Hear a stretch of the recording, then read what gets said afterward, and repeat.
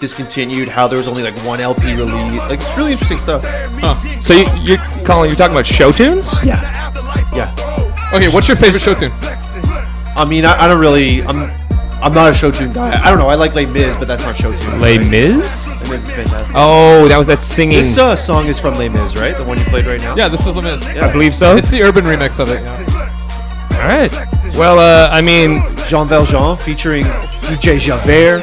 if you say so. Listen, our ones and zeros are going live to the internet right now. Colin, do you want to go ahead and just do the esports thing? Esports? Fine, if I must. Yeah. Welcome, internet people, to theScore Esports podcast. Every Monday, 1 p.m., we're here. I am, of course, Colin McNeil. We've got Kyle Chatterson. What's up? Wow. Yo, I'm totally paying attention. Wake up, Monday. I was not looking at my phone. Don't forget Ryan Stratton. Oh, hey, yeah, it's me. Yeah. Okay, guys, coming up on the show today in a little bit, we got CLG CEO, that's Counter Logic Gaming kids, Devin Nash. He's going to be chatting with us about all things CLG in just a few minutes. But first, my dudes, we had a couple things on the weekend. CS Summit. Did anyone watch CS Summit? I didn't, but I saw the highlight. I know you love the BTS. The stuff. BTS guys are awesome, and they did it again, man. Delivering a birthday cake, making somebody cry on stream. Oh my god. Yo, the best part was the PSA about match fixing they put out with Steel. Yeah. Like, so perfect, because last episode 11 of the Score Esports podcast, we talked to Moses about Swag playing for C9 in the CS Summit. And I went off. You went off, he went off about, how the band was too much and all that stuff and the match fixing. And then they did this sick PSA with Steel talking to a toddler, and it was pretty jokes. Yeah, I mean, I like a lot of what comes out of the summit anyways ends up being, like, it's essentially memes. Like, it's just memes the tournament, right? Yeah. And yeah, I saw a lot coming out from them again. I think it's what they do for every event that they put on, is you get to see a lot more of the personality of the players. You get to see a lot more, like, just a different look in general at the lives of these guys and kind of the personalities, which is, I don't know, entertaining. You get to see a lot more shorts and socks, tight white socks as Yeah, well. or that was just the caster uniform. or no socks, man. No socks at all. No socks at all. Yeah, I'm a big fan of that place. And actually, I'm kind of excited now that we've got Devin Nash on, because I had my first esports thing was a Smash Summit, and meeting SFAT from CLG, and just everything he had talked about. And then, of course, in Barcelona, met Afro Moon, another CLG representative. Yeah. And I'm super excited to pick Devin Nash's mind coming up. Well, remember one of our first episodes, we talked to a guy from BTS itself, and we asked him, like, who parties harder, like Smash or Dota. See, now I want the answer now. Is it CS:GO? No, it's CS:GO guys. It's CS:GO. I don't know. I mean, they definitely look like the broiest guys, but the broiest. Yeah, I'm not saying that's a bad term. Thing. Oh yeah, yeah, it's definitely it's a term. Come on, it's definitely a term. And then we had the League of Legends finals for North America and EU on Saturday and Sunday as well. Right. The EU, not so exciting. I mean, we sort of figured out what was going to happen. I assumed, but the NA LCS finals, that was exciting. Guys, yet another theScore Esports podcast connection. Weldon Green with G2. We had him on 3 or 4 weeks ago. Yeah, and he was all up in the stream. When G2 all killed up it. in the stream. What is wrong with you? What? What's wrong with that? Okay, but listen. Okay, so G2, the fact that they took that EU LCS, I don't think we can just chalk it up to Weldon Green, man. I think that Weldon Green is just with a good. They look pretty far and away like the best team in Europe. Yeah, I'm just saying. We get the hot guests. That's and how can we not talk about the biggest story that just happened on Friday, man? Okay, go ahead, Ryan. Drop it on us? Me? Yeah, why me? You're gonna give me? Yeah, because I'm hoping it's not what you're talking about. Okay, of course it is. Okay, so Ryan's talking about the franchising that came out. Like, obviously, we broke a story that's talking about obviously, franchising. You're just gonna TLDR like that? Yeah, Talk it up, hype it up. It was I don't gotta hype. People can check it out on the Score Esports or on our app. All the fun spots that you get your news. Absolutely. You probably saw it on Twitter and Reddit as well. But we dropped the story about franchising in the LCS North American LCS specifically. Yes. And that the teams that are in there right now may not be safe. Like, their spots may not be safe. They may be opening up to applications from outside organizations. This is coming, according to our sources, in 2018, by the way. And this is a huge shakeup. I mean, you've got teams that have been a part of the LCS and part of League of Legends before the LCS was the thing, like you got to assume there's got to be some protection for these guys. I mean, we're going to talk to Devin about this definitely. Well, he's the perfect guy to have on. Like, It's but yeah, I mean, we can only speculate. Devin's in the mix, so we'll see what he has to say. What'd you guys think of the NA LCS? I was getting ready to leave at game 2. Like I turned it on in the middle of the day. Game 3. Game 2 I was like, all right, this is Yeah. not going anywhere. And then so I didn't see most of game 3. Came back, saw that they were making a bit of a series of it, and then it actually got pretty hype at the end. I Yeah. thought C9 managed to pull it together into a pretty decent run. Yeah. That last game could have gone either way. Yeah, totally. My favorite thing about the whole weekend was actually the meme that we made here at theScore Esports. I don't know if you saw that. He's shilling pretty hard this week. All right, It's just we have so much quality content, It's just hard for me not to. What was sling it? Just hit me with it. Okay. So have you ever seen the Transformers movie from 1986, Oh, the yes. cartoon one? So sick. Okay, yeah. It's so fucking sick. Okay, and we clipped a piece of that where Optimus Prime and Megatron are fighting, and it's TSM and C9, right? And Megatron, who's C9, is like blasting Optimus, right? He's like, fall. And then Optimus just is all fucked up, and he gets up and just beast modes friggin' Megatron down to the floor, and he dies, and C9 died. So I don't know, it was sick. I think you're just Transformers fan. I'm sorry. Transformers is so awesome, man. Who's Megatron? He's the new mid laner for CLG. No, I'm kidding. Oh, nice. Yeah. So, anyways, it was a pretty hype weekend for as far as esports events go. I did enjoy the games back to CS Summit. That's what I watched the most, honestly. Shoutouts to SK. They kind of killed that one. It was pretty sweet.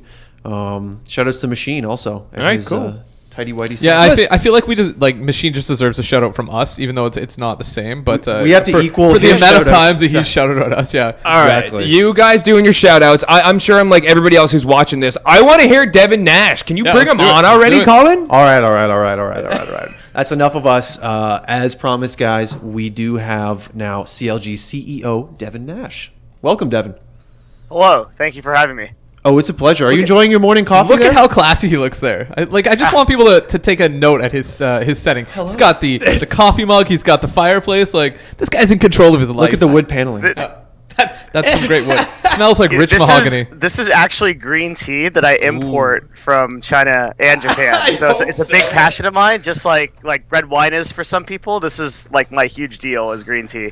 I like that. I hope so. Now, Devin, is that because you're a high level CEO and you get the best things, or is it like your commitment to health and all this other stuff that I hear so much from your players? It's the health thing, man. I drive a 1998 RAV4. Like I'm not a high level CEO or anything. Like a 20-year-old car and but wearing hoodies everywhere. I much prefer that approach than anything. Guys, he's high setting level, the yeah. healthy example Yes, for his players. and it must be working for him. It looks like no stress. I mean, I go to his Twitter bio and stuff. There's no gray hairs there. I mean, this guy, he could be there, like the evil CEO with the furry cat. He turns around, hello, guys. But there he is by a fireplace, just sipping green tea. Look at how approachable he looks. Quality boss, Yeah. man. Yeah. So approachable, so let's go ahead and approach him. Devin, let's talk, before we get into the hardcore stuff, let's just talk a little generally about CLG. Can you just give me a TLDR for CLG? Is that enough acronyms for you? Ooh. Organization, what do you guys, what's your motto? Yeah, I think that's the question I've been asking for a couple of months now, especially after the LCS results. We're kind of just all doing a postmortem on what that is, and kind of had to sit down and have some bullet points about what CLG is, because there's so many esports teams that are vying for this identity, and all the traditional sports teams have these identities that have been built up over dozens of years, right? But we haven't really built those identities for ourselves. I think that if I really had to put it down to anything, I would say that we're trying to create the best competitors, but we're doing it through a different approach, which is that we develop players physically and mentally, and then we focus on mechanics. I think we have the best mechanical coaches in the LCS and in CSGO right now, but I do want to make it a core outcome of the company to build people physically and mentally. So we have a lot of initiatives that we do within the company that other people don't do along those lines. I think that's a big differentiating factor. And Devin, on that note, just a quick question: do you find players who have some sort of underlying skill, and then you sort of work on their diversifying their worth, as Noah Winston would say, or do you interview these guys? You find people who have great personalities, who have determination, and then you make them into CLG. we recruit on attitude first. I think that my esports director and I kind of like differ a little bit on this, but I have a really weird and probably controversial opinion on this, that I don't believe in talent. I don't think that talent exists. What do you mean you don't believe in talent? I don't think that talent exists. I think so. Like if you look at like, I know where this is going. It's going to the same place every time. Like, so I'm much more along the lines of like Jeffrey Colvin, like talent is overrated, or the talent code, or anything like that. Where I think that. So let me explain that before I immediately get kicked off this podcast, because like this guy must have replaced the CEO of CLG, and he's just like he stole this office and he's pretending to be. What I mean is that I think that talent is not predicated on some like phantom predisposition of a person. Like you're just born into being good at League of Legends, or you're born into being good at something. There's obviously physical prowess as far as sports go, but I think that the amount of good that you are at a video game is the way that you learn that game, and it's predicated on your hard work. And that's just been demonstrated to me over and over again for the years that I've been in esports and the teams that I've fielded, that when I look at a player who has a really good attitude and really wants to work hard, like 99.9% of the time, that person will surpass someone who's apparently very talented because they're just working harder over time. So what we do is we start with slates like Stixay, right? Like when we recruited Trevor, every single person said that he was like why are we doing this? Why are we replacing him? Why is Doublelift obviously so much better? He has so much more mechanical skill. And then I think that Trevor outlanes Doublelift all day at this point because he grew into that person. But it's a long game that nobody else wants to play. I think there's a couple things that I actually want to dig into there, because I agree with you. Yeah, no in kidding. esports, specifically away from traditional sports, is the physical aspects are not as major. I mean, in NBA, you're gonna have a hard time if you're my height. Cause I'm a short little But guy. I mean, you still got things like like reaction time. Oh, absolutely, absolutely, yes. I mean, I think in esports it's been demonstrated, especially within League of Legends, you get a ton of raw, like high quality talent coming out of like solo queue, I guess. Mm-hmm. But if they're not willing to actually work with a team, I mean, so many of these kids are so young, they didn't grow up playing sports, they don't have that team mentality, that identifying the people that do. I mean, look at Tarzan. He just, from everything you hear about the kid, he's an amazingly talented mechanical jungler, right? And then he leaves the team in the middle of like a match, like in the middle of a match, he just rage quits. And I mean, that goes across a lot of people, right? You see a lot of people being banned for toxicity. So I do think within esports, there is a very strong argument to be made that you just got to find the right people first, because there's going to be differences in talent. Like obviously we get people like Faker, but Faker is as much talent as he is hard work. Well, okay. You make Faker is a perfect example of hard work, right? Mm-hmm. And a perfect example of hard work given the right resources to grow.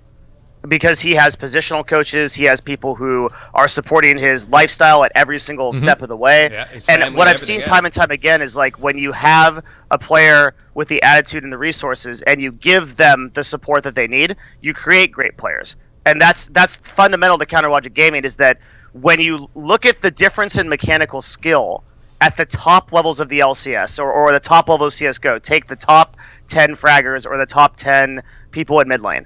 The difference is probably 5 to maybe 15%, like really generously. Mm-hmm. Like that's the difference between a person's mechanical skill at like maybe number 1, and maybe it's Bjergsen, and number 5 or 6. Versus if you look at like that person showing up after a bad day or a hangover, that could be 30 or 40% of the difference in their performance in that match. So it matters a lot more to focus on that development. Okay, that's a really strong point. I get the point that in a climate like esports, attitude, hard work, and that kind of stuff is double its worth. It's extremely valuable. Yeah. But Devin, you said there's no such thing as talent. Yeah, I don't think so. So I think that everything is predicated on the hard work that you've put in, or that even with people that, even if people like Mozart, right? Like that was predicated on the dozens and dozens of hours or the hundreds and hundreds, thousands of hours of work his father put in, which then he could impart to him. They're like all of these things, if you trace them back, you see a really reasonable reason why that person actually built themselves up to be that person. I just don't fundamentally in the world of development believe that. And let's say this, okay?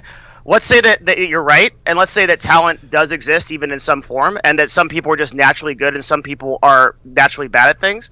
What possible good can that do to actually have you think that way?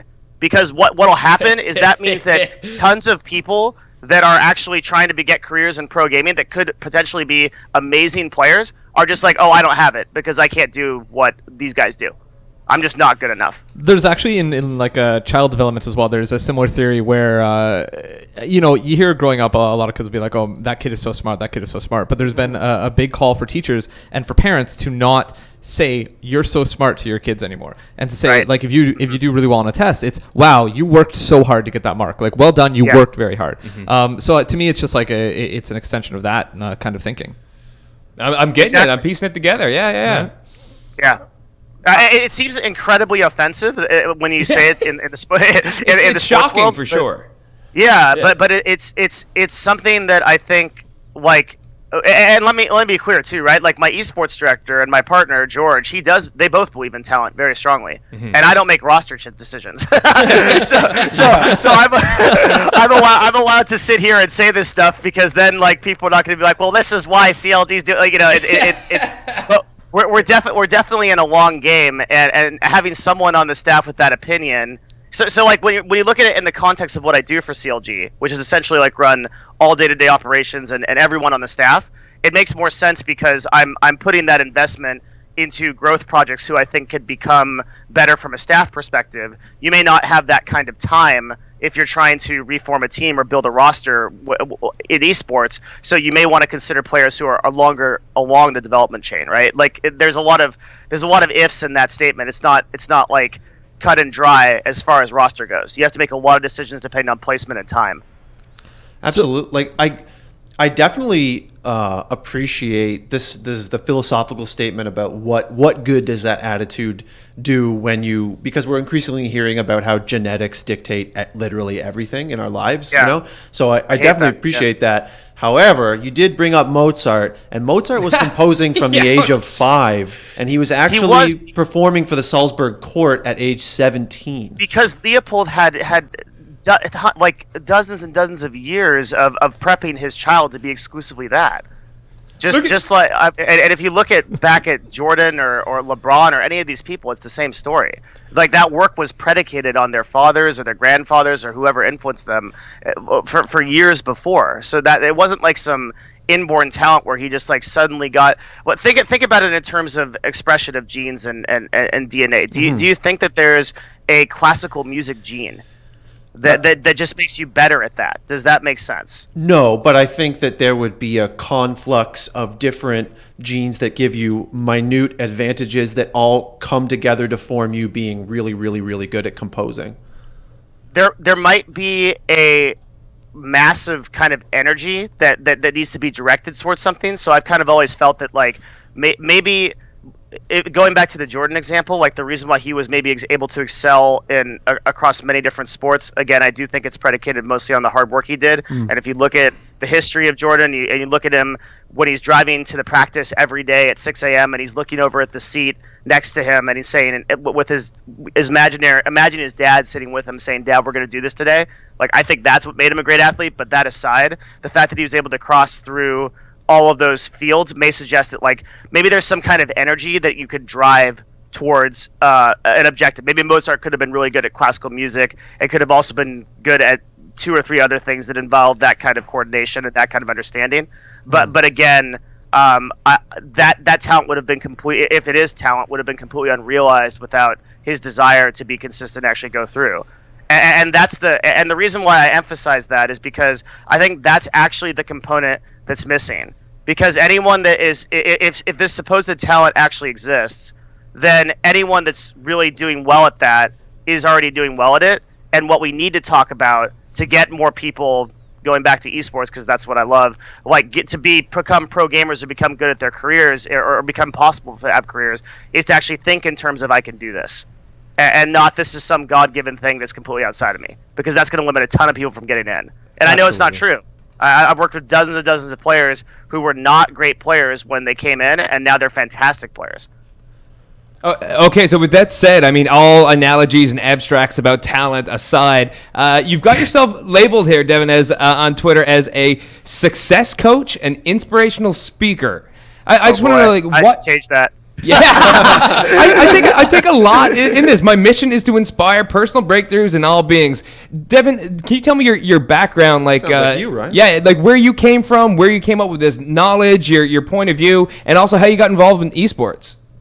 Oh yeah, totally. Well, I guess all that kind of happened because I was the person that I'm now trying to talk to. Like, I was a procrastinator. I played video games for 16 hours a day. I loved MMOs. I loved like old school Dark Age of Camelot and like the old PvP stuff. And I was really, really into that stuff. And like early on in my life, like I was an entrepreneur. I built a ebook business was my first business. So it was like back in the days of like Google AdWords and direct sales, like with these big red letters, and like the copy with like pictures of. I would go out and I would talk to doctors and I'd give them like $500, like, and a small percentage of the revenue of the actual book.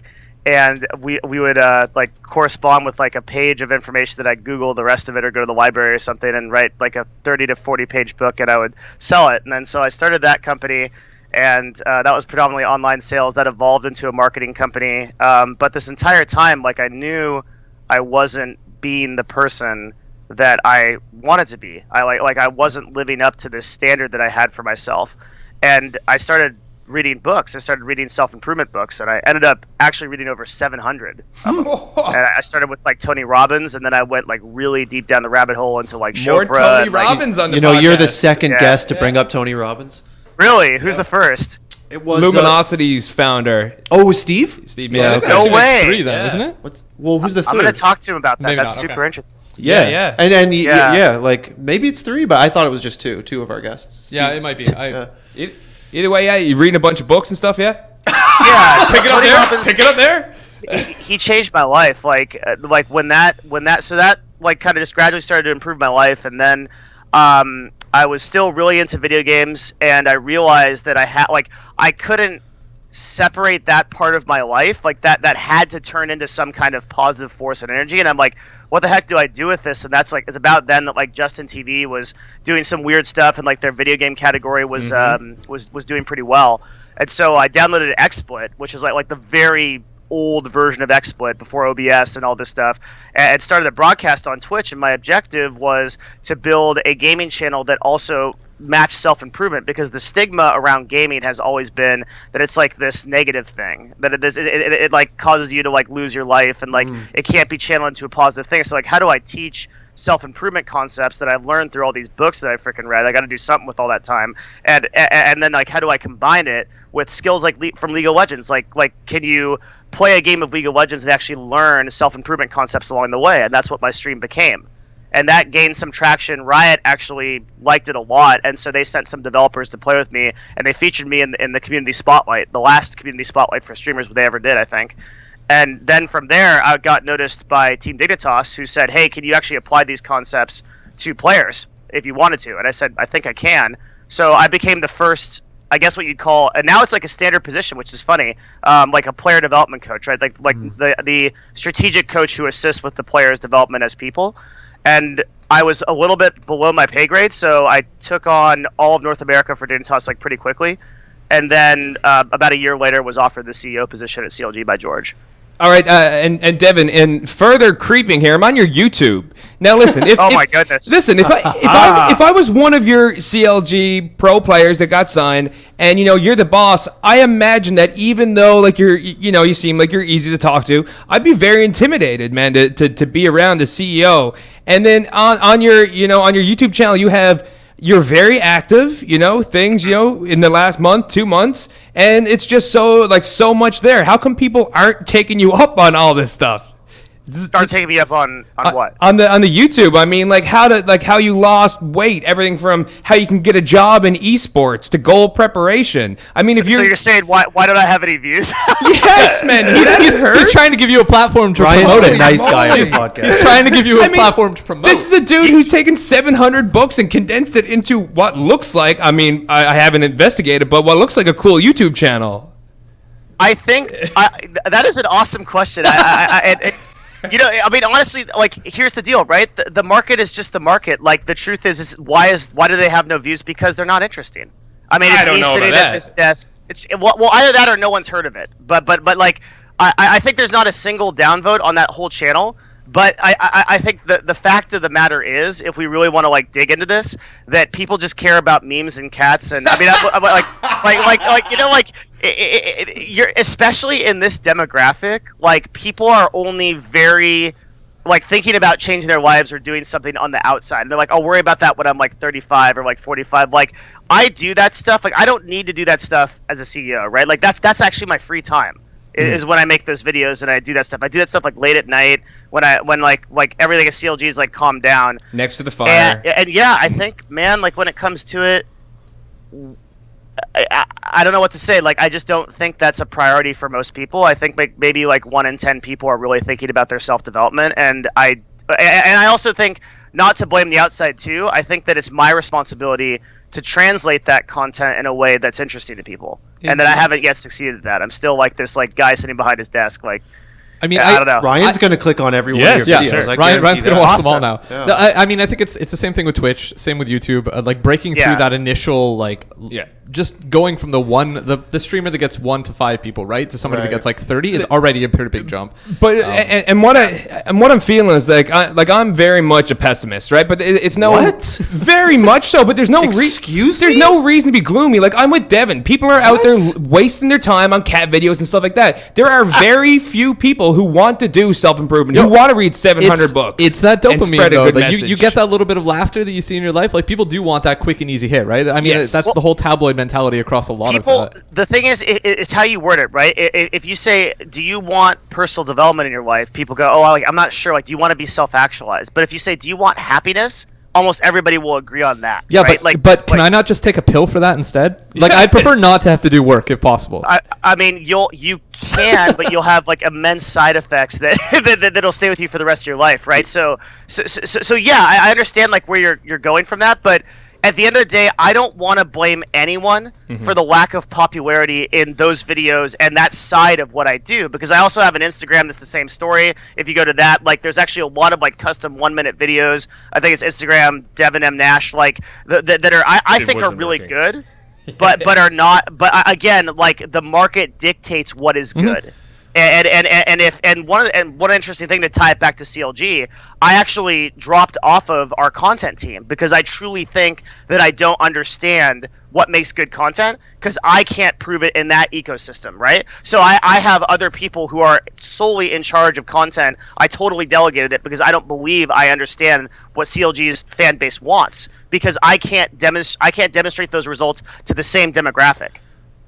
I think I don't want to blame anyone. If the views aren't there, the content's not good. It's all about the metrics, baby. All about the numbers. First of all, Ryan, you are not a pessimist. I'm not going to let that go. I'm very much a pessimist. I think the world's doomed. There's no need to be gloomy. That's all. Okay, hold on.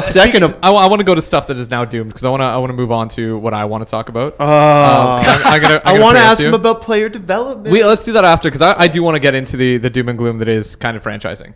Because What? That's a dark angle. Yeah. No, I know. We already know what Kyle thinks. No. I'm only saying doom and gloom from what the perspective or the prospective possibility that there are not all the teams that are currently in LCS will stay in LCS for next year. So it's doom and gloom to our organization, not to us. Like, the world's not going to end if there's no LCS, or maybe it will. Who knows? But so Devin, just like, I know you've probably had talks with Riot and stuff up to this point. I'm sure there's a lot of stuff you can't talk about, but just franchising as a whole, how do you feel about it? How does the organization of CLG feel about it? I need to catch up on your art. I was reading your article on what you guys announced on theScore. Yeah. And what can be disclosed right now? Yeah. Did you guys So did you guys? Oh, you have like sources? Yes. Yeah. We don't. Make stuff Oh up. yes, we do the journalism thing. We got our do. sources. That's we do that. cool. Wow, like you guys are like embedded. We in, like, are actual journalists. Yeah. It's not You're just actual yeah. journalists. That was the feeling I had when like I was here for like the birth of theScore. Yeah. When I kind of it's equivalent to oh man, no one's gonna get this reference. Warhammer 40k, like when Slanesh is born, like the dark god screaming into the universe, and then there's an eye of terror, like Okay. a void of chaos. Colin got that reference. I did not. I don't think Ryan did. Colin seems to because he's I'm dancing. there, man. Let's talk more about Warhammer 40k, the Eye of Terror, Abaddon. Slanesh. Oh! What No, the- okay, pulling it back from Warhammer 40K pulling it back podcast. from Warhammer. Pulling it back from Warhammer. Let's go back to the birth of theScore esports. Yeah, so I'm the best. I'm the best at diverging questions about French. No. Yeah, and it was like all of a sudden like the universe changed, right? Because we had people who theScore like told me, and no one's. In fact, how was I involved in it? I think I was managing Nightblue at the time. Yes, that's and what it was. theScore wanted to do an activation, Yeah. which is actually how I met one of you. Yeah, it was That's me. what that was. Yeah. Yeah. Okay, so I was managing Nightblue at the time. We were talking about making theScore like a kind of a big splash, and it was. But I remember I remember very vividly this conversation. I was talking to you guys, and you're like, "Yeah, we have a team of like 15 or 20 people we're devoting to this." And I'm like, "Holy! Like you guys are devoting a team of people to this that is more than all of the amount of news that's in esports at the current moment combined." respect. Yeah, So it was a big deal. Like that was cool.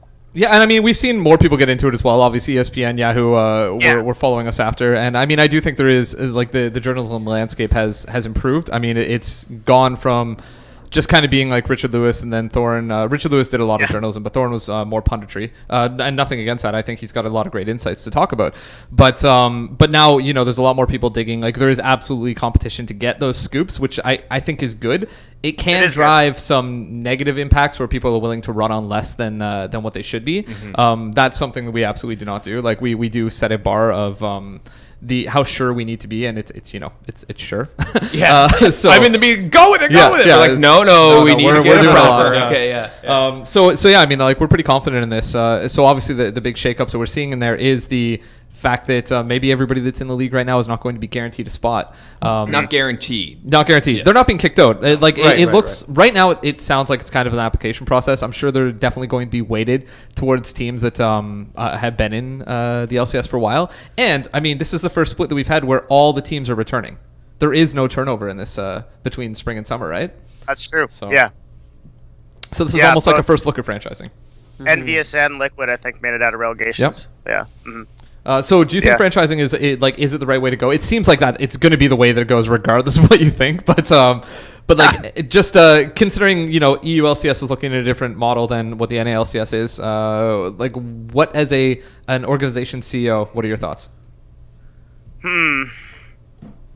Well, I think assuming it does happen, it's a smart move for Riot to lead the charge on it. They're probably best equipped to do it out of any of the other publishers. And I think like obviously if relegation gets eliminated, then the value of teams goes up a lot. And so that's interesting from a very macro perspective for CLG.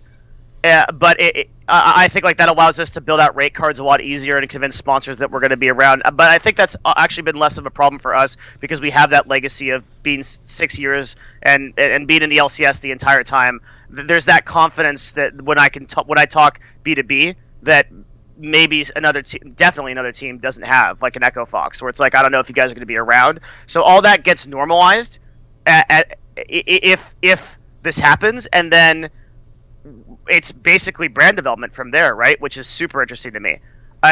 I think one thing that's also not talked a lot about too is what'll happen to talent pools, because right now, collegiate is kind of like I would say like secondary to the challenger scene.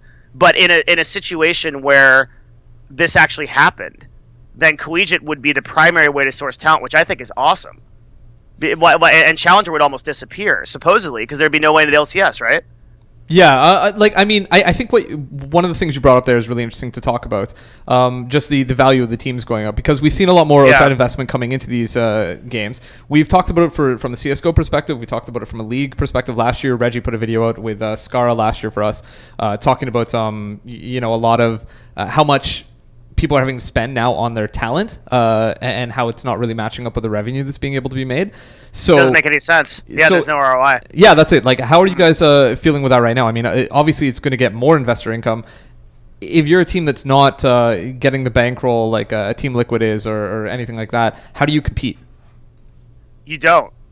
That's a fair answer. There's a couple of options. But first of all, I think the prices that are being thrown around in the LCS right now are insane. Mm-hmm. I completely think that certain teams have lost their mind in terms of business sense, and that there's absolutely no even long-term ROI for the prices that are being paid.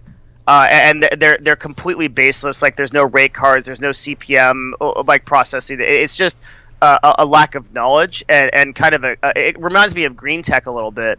But that said, in terms of if anybody was around for that revolution, a lot of people put in a lot of money very early into sort of an underdeveloped technology. I think that esports will become what everyone thinks it will be, but it has a longer tail than most people expect. And there are increasingly more intelligent investors in the space that are coming to realize this. And I still don't think we've seen the really heavy hitters get in, like really big sports teams at the top level or organizations that I think are still playing their cards and researching and learning about the space. There are some really heavy hitters that I think will come in that will help define this space and normalize that ROI. But I also think that just because even if franchising happens, it doesn't necessarily suggest salary caps. The whole structure of the league could still be chaos. Especially given a publisher that maybe doesn't have much experience running a league. I think you're going to see those kind of issues run rampant in this situation for at least the first couple of years.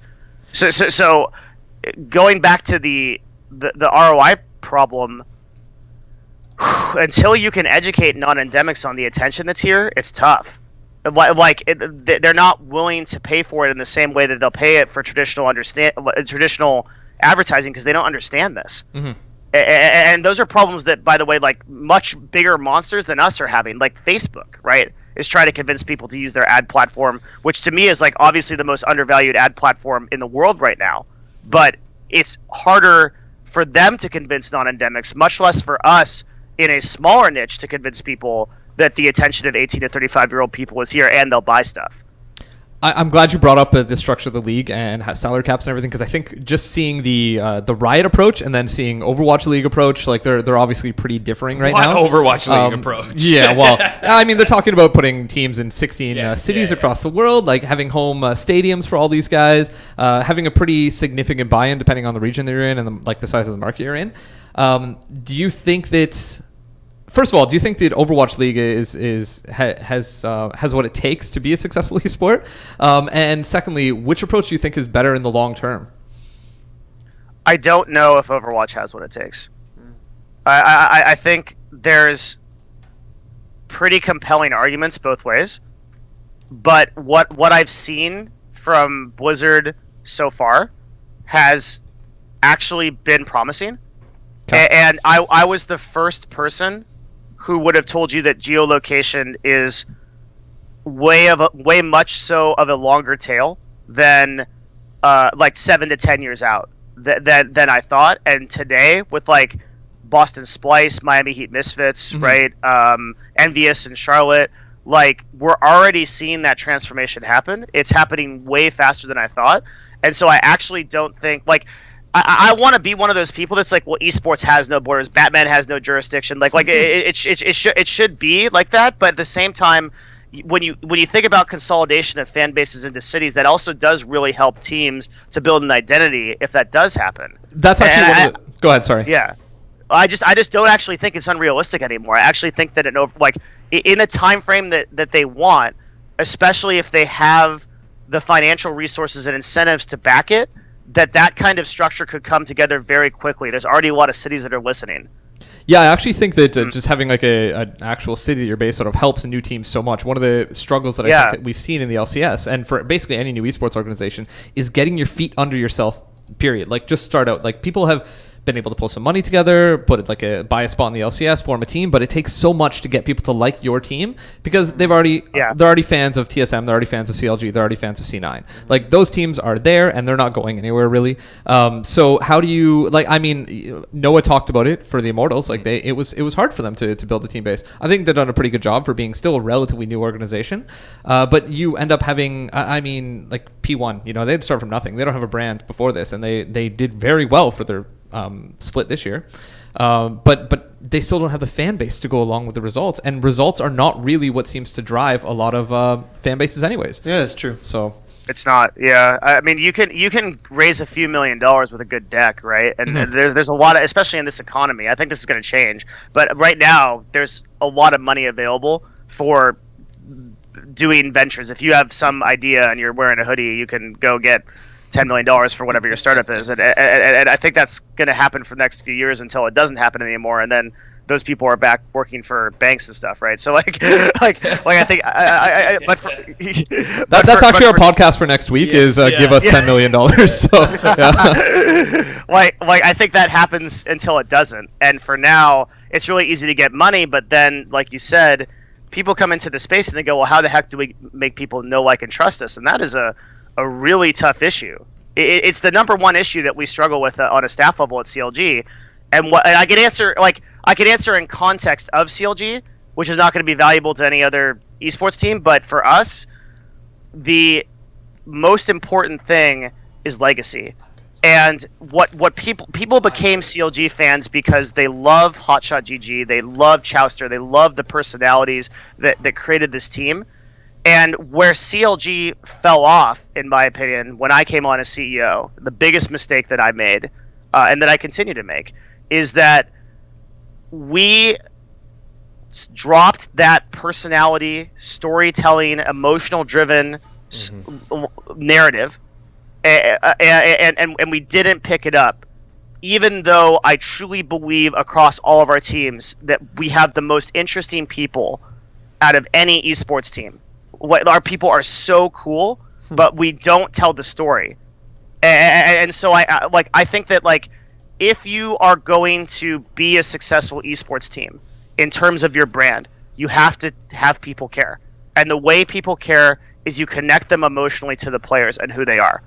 Vice did it; it showed this amazingly with their documentary with Afremu just recently. If you guys caught that, yeah, I mean.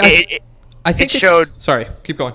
Sorry, like it showed Afremu like having to stay inside because his neighborhood was so dangerous. He got good at video games and got good at League of Legends because he had to stay inside. He couldn't go outside and play. It's that kind of thing where you go, oh my God, like this guy worked through everything to become this person. Like he gave everything he had and still giving everything he had. And when you really understand that, there's an emotional connection that can be made. And we see that kind of success with people like Bjergsen who focus on their social media correctly to tell that story. And people get attached to him because they know who he is and what he has done to get this way. Well, guys, we could always just go shirtless and wear unicorn hats too. I mean, I wish. Yo, Romain put some time in at the gym. Like, that boy jacked. Also, the henna tattoos, or maybe not henna. I don't know. But you need an identity. Yeah, and I mean, I think Unicorns of Love is actually pretty hilarious at that. And I would say, like, in terms of, like, traditional sports, I mean, like, I grew up, obviously, like, a fan of hockey, basketball, stuff like that. And as much as, like, and what Devin is saying is completely true, we've always wanted this access to who these people are off the ice. And now in the day of, social media and I mean, just availability and locker rooms, I mean, we're getting a lot of access to these people, and it's awesome to see. So now not only do we like the colors, for example, or the city, or the legacy of the team, we're getting to know the personalities. I also think, like, a real intangible that you can't really measure is the on the floor stuff. When these people do signings, when they do community events, I mean, that's how you can capture some young kid, give them a bit of swag, have a good interaction, share some high fives, and you're looking at, like, a fan for life. And especially in the dawn of esports right now, I think that there are a lot of young people who are watching, and once this becomes hopefully mainstream in a few years, it would be nice to see people think about about that legacy and think about that groundwork and think about the fans now. So it's awesome to see from I mean, like, whatever, from a branding standpoint, people worrying about fans and thinking about access and getting their players involved with Twitch and stuff like that. It's awesome to see. Have you guys ever read an article called 1,000 True Fans on KT's blog? I have not. It's so definitely, like, that's a great resource for anyone that's trying to build a brand. But the premise of it is this, right? Is that if you have, let's say that you have one customer that's paying you an average of $100 a year, which is pretty reasonable. Maybe you sell 2 or 3 products, or you have a service or recurring thing. But your goal is to get a customer who pays you $100 a year. And most people, when they're trying to build a brand, I guess this, I'm going to tie this into CLG's philosophy about this, and I think, like, it'll all come together, hopefully. But like, when most people are thinking about building a brand, especially in esports, they're thinking about how can I, or YouTube, or you want to have some kind of career as a personality. You're thinking, how can I get millions of followers? How can I be PewDiePie? How can I be CutiePie? How can I be Nightblue? How can I be these people? When in reality, if you actually just focus on getting 1,000 fans who will pay you $100 a year, right? How much income is that in 1 year? Like $20, right? It's $100,000. Okay. Yeah. So it's a very respectable living. I mean, you could do a lot with that. And most people, like, when they're thinking about building a fan base, they lose because they go for width instead of depth. Yep. And they don't go very deep into, like, the fans. So, like, for example, one of the things that we just recently did was we sent thank you cards to the top 300 people that have bought from our store, signed from all the teams that just said, hey, thank you very much for being a fan. And we didn't televise this, we didn't put it on social media or anything, we just sent them and we let it go. And we do that kind of stuff all the time. For our 7th anniversary, we sent out cards to a bunch of our most dedicated fans that were signed by Hotshot GG and I. And these are depth moves, right? They have no apparent objective ROI. They don't seem to make money in the short term. But that time goes into creating a person and showing, look, we actually really care about you because you're willing to follow our media. You're willing to actually take the time out of your life and support us. You're willing to post on Reddit when stuff is hard for us and support us, or you're willing to criticize when stuff is hard too. That matters too. Like, those people are just as important to help me grow. I got tons of emails after the LCS results and people that were like, hey, this is not okay. Here, as a fan, I'm really worried about this, and here's some things they could do to improve. And actually, several of those things launched initiatives in the company for better communication initiatives, and made the company better because those comments came in. So I'm a really firm believer that you have to focus very intently on the core group that loves you. And then there's the 10-10-80 rule, right? Like, 10% love you, 10% hate you, 80% don't care. You bring the upper echelon of that 80% closer to that 10%. And that 10% you absolutely focus on. But people are thinking too big, and it's very difficult to build an esports team from the ground up, because if you're thinking in terms of width, you lose your identity in that big pancake of what you're trying to create. Wow. Okay. That is definitely food for thought. Because of the pancake? You and your fucking pun. That was a slow burn. That was like a delayed time bomb right there. I want to say universe, but I hadn't had breakfast first, so I'm just going with the pancakes, man. Oh yeah, I hear you. You got your green tea. It's getting you hungry. Green tea and pancakes. Yeah, it's a start. Devin, before we let you go, because we are running out of time here, and I didn't. There's so much I didn't get to talk to you about, actually. So hopefully we can have you on back again. We would love anytime. to. Awesome. Is there anything that you want to tell us, tell your fans, shout outs, anything like that? Yeah, actually, this is I didn't prepare for it, but I do just want to say that I really appreciate the support, positive or negative, that has come from the recent results at CLG. I've gotten a lot, like I said before, I guess because we're kind of on this line of thinking that I see it's really hard in esports. You guys cover this every day and focus on this. So you guys know, like, it's really hard for any team to win all the time. Because you have at least 10 to 15 super competitive organizations that are trying to do the same thing, and CLG's results in the last couple of months, as far as the LCS has been concerned, I know we're disappointed. But the amount of feedback that we got, positive and negative, but constructive, from the community is something that I want to shout out as exceptional, because we read everything and are applying those concepts. And one of the things you're going to see from CLG that I think is being released very soon is a real deep dive from myself and our esports director Matthew into why that happened and what happened, and at a micro level what CLG is trying to do to fix it. So I want to say that first, and I want to say that I know this is an incredibly cliche thing for a CEO to say of an esports team or a sports team in general, but I really do think we have the best fans in the world. They have faith, otherwise they wouldn't be here, and I think that they are just really in general great people. And then as far as general shoutouts, yeah, go nuts. Yeah, I guess to the point of the first video, I'd really, or to the first part of this podcast, right? It would be great if people followed my YouTube channel. No kidding. But I do have a YouTube channel. It's self-improvement. It's youtube.com/Devin Nash. But actually, more important than that is our sponsors. I do want to thank them. We have some fantastic people we work with, and of course, everybody that's made CLG possible. I mean, the fans especially. They mean so much. Wow, awesome. Well, once again, Devin Nash, thank you so much for taking time and joining us. Kyle, you got some? Yeah, just one thing before we go, guys. If you've made it this far into the podcast, we are available now, not just on YouTube, but we are available on SoundCloud, iTunes, Spotify. I would love to start hearing some more feedback from you guys. So if you want to leave comments, even on our Twitter, in the chat themselves, or Devin's rubbing off on you. Yeah. Hey, man, I want to hear what people think. This gentleman on the live YouTube chat says that we suck. Yeah, so, which is great. So I do want to hear if we suck. That's perfect. Some reasons why we suck would be appreciated. That would help. But yeah. So yeah, I just want to basically put that out there that we are available now as an actual podcast, not just on video. So that we can start directing people there and getting some feedback. Yeah, good call. Good call. All right. Well, Colin, this is all you, man. Devin, thanks so much for joining us. Thank you for having me so much. Be We'll back see. anytime. Let me know. Cool. Awesome. See It you was a soon. pleasure, man. All right, Colin. Well, that How was do you feel awesome. about it all? I feel like, man, a little wiped. We had a great conversation.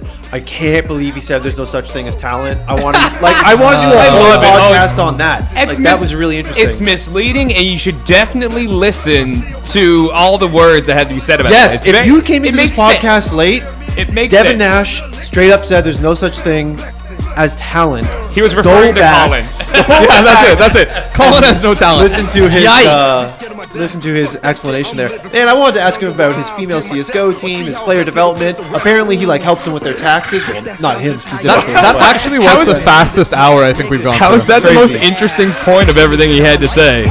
Well, he didn't say it. That's what. That's why. All right, Colin, take us out. All right. Don't Remember, say guys, GG for me. Every Don't. Monday, 1 p.m., Twitch, YouTube. As Kyle said, we're on iTunes, we're on SoundCloud, we get VODed, we're going to be on the app, everything. And don't forget to tune into our League of Legends specific podcast, The Nexus, which is coming up tomorrow, every Tuesday. For Kyle Chatterson. Yep. Definitely not Ryan Stratton. Yeah. I am Colin McNeil, saying until next time, GG. Goodbye, Mom. Love you.